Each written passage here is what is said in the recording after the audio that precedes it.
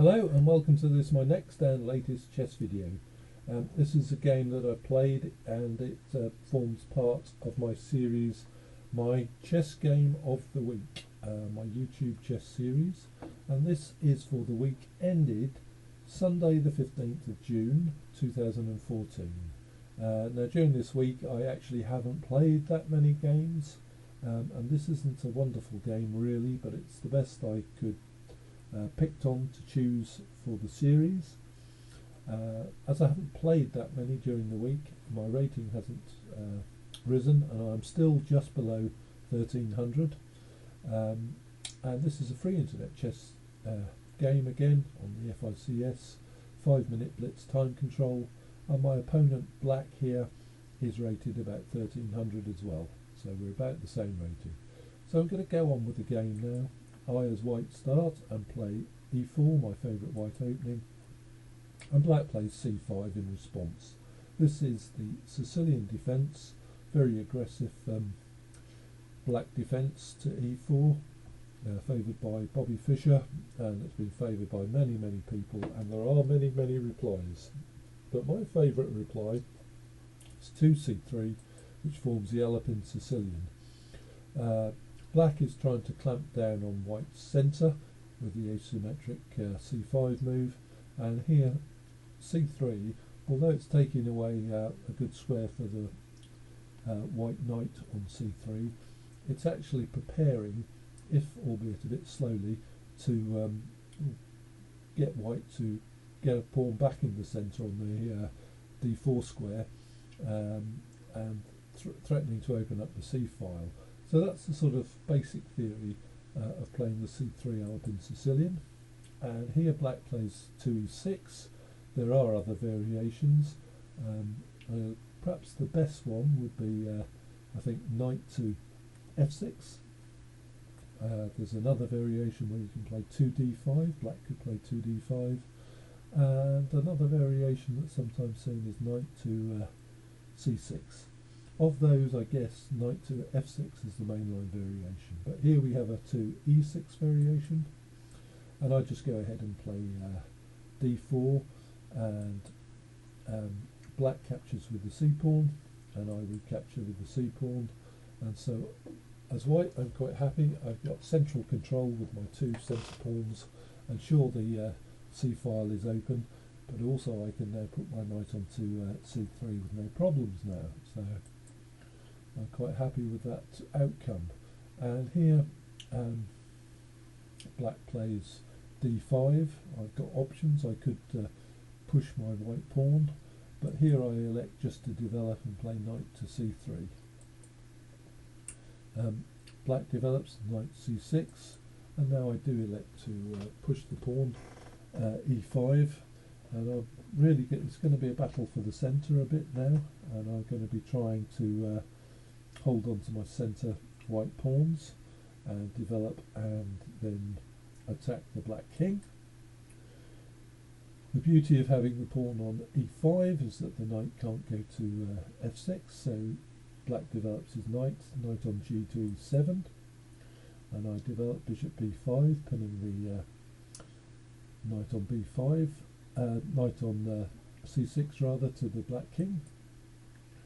And black immediately puts the question to the light squared bishop, and so I retreat the bishop, maintaining the pin, but black can simply now put more pressure on that bishop by playing b5, and so I retreat the bishop back to c2.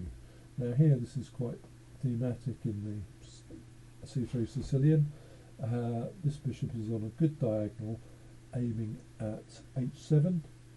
The dark squared bishop can aim on the king side as well, and if I get my knight to f3, I can have another piece on the king side, and this is all very standard and very good for white in this c3 Sicilian, to aim at the black king if black castles king side, of course. Well, black here has played queen to b6, and this is somewhat reminiscent of a French advanced position. So in some ways this Sicilian has transposed to a French a little bit, and that's another good plus point for me as white, because I'm sure black does, as a Sicilian player, doesn't really want to be going into these types of positions. Well, black elects now to reroute his knight on the king side and play knight g6, and at this point I just elect to play bishop takes knight and create double pawns on the f file for black, and black plays f takes bishop g6, so that's done. I castle king side for king safety, and black develops bishop e7. I go and attack the bishop with bishop to g5, and black just develops bishop d7, and again this structure is looking very much like the black side of a French defence, which I actually play, and here the light squared bishop of black is the problem bishop, as it doesn't have a very good square to develop, and it's quite difficult to get into a good position on the board for later board play. So anyway, I just exchange pieces, bishop takes bishop, and black doesn't want to play king takes bishop in return because he loses castling rights, so he plays knight takes bishop, and I develop my last piece, queen to e2, and my rooks are connected and my development is complete. Black does in fact now play castle kingside, and here I bring my rook on a1 to d1, trying to protect the centre. I more usually play rook on a1 to c1 and try and get some control of the open c file, which is a theme in the c3 Sicilian. Black now starts to manoeuvre his knight to f5, putting more pressure on the centre. I bring my queen in up now onto d3, again protecting the centre a bit more, and black here now plays rook on a to c8, and he's trying to get control of the c file, which he does, and I play just a little h3 pawn move. What I'm trying to go and do here, and what I want at the moment, is to manoeuvre my knight on the king side. It's given me space to play knight h2, from which my knight could then go on to g4 and give me options, and I'm planning to do a pawn push as well and some other pawn pushes on the king side as I try and attack on the king side. But here black goes straight ahead and plays b4. What I'd often do here is play knight to a4, attacking the queen, and then maybe put my knight back onto c5, but I elect not to play that plan, and I play knight to e2, which is protecting the centre again, so that's quite reasonable. But black now has a good move, bishop to b5, attacking my queen. I drop my queen back, queen onto d2, and black prepares to double his rooks, first of all with rook to c6. I get my rook off the bishop pin and bring my rook on f1 to e1, and indeed black doubles his rooks now with rook at f to c8, but I can win a pawn here. Queen takes b4. Black plays a discovered attack, bishop takes e2, taking the knight and threatening to win a rook, but that's an illusion, because now I don't think that's a very good move actually for black, because I just play queen takes queen, black recaptures rook takes queen, and now I can simply play rook takes bishop, and everything's protected. Black brings his rook in, attacking my my d pawn, attacking my centre pawns, and so I just play b3, attack the rook has to move, and the rook now moves on to c3, and here I make a blunder. Don't know why, but I just play knight to d2, so I've blundered my d pawn, because black's knight plays knight takes d4, And here I just want to swap pieces, so I play rook to e3. Black actually blunders even worse.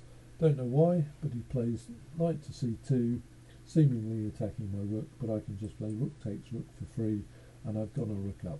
So that was the blunder, which ultimately led to me winning this game, and my intention now is just to swap pieces and go to the end of the game. So we'll just see how that works out. Black plays knight on b4, hoping to win the a-pawn. So I play a4. Black knight goes back to c6, and I develop my knight back onto f3, and now black starts moving his knight around a lot.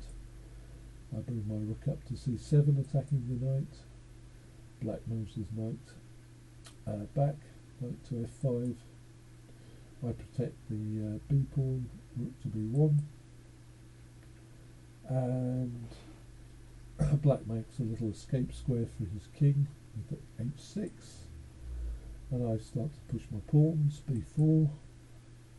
Black pushes his centre pawns, d4.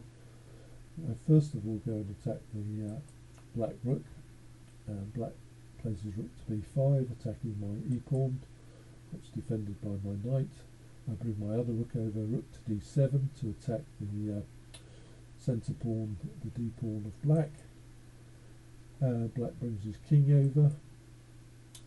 Here I can win the black pawn by playing knight takes d4, and for some reason black just plays rook takes the e pawn, and I go on with my plan of exchanging pieces. I play knight takes knight f5. Black undoubles his pawns by playing g takes f5, but now rook to c1, and I want to bring my rooks up to the 7th or even 8th rank. From here I have a checkmate. Rook from c1 to c8 is checkmate. So black stops that with king to e8, but I do bring both my rooks onto the 7th rank, where they're going to be a nuisance, and hopefully I'll win some pawns and can maybe go on and just cause problems there. Black wants to swap rooks, but I don't want to swap rooks at this stage. I play rook takes g7, and here I've got a checkmate move. If either of my rooks moves to the 8th file now, with either rook to c8 or rook to g8, it's checkmate. And black just ignores my mate threat for some reason and just plays e5, and there we have it. I play rook to g8, and that's checkmate, and that's the game over. So I did win the game very easily after black blundered his rook, and it wasn't the best game at all. It's not one of my better games really, but it is only a game of the week, and it was the best game I could find from this week.